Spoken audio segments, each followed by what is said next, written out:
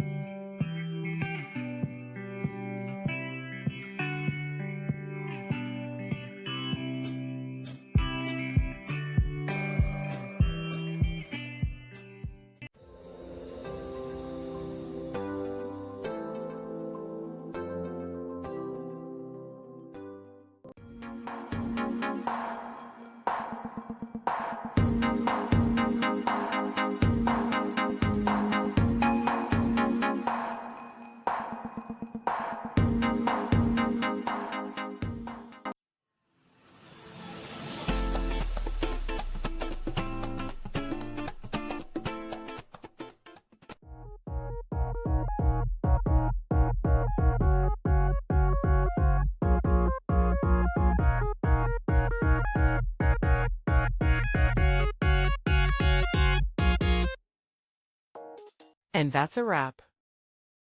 I hope you found the answer you were looking for. If you did, take a second to hit that subscribe button. It really helps out. And let me know in the comments which solution worked best for you. See you next time in the debug zone.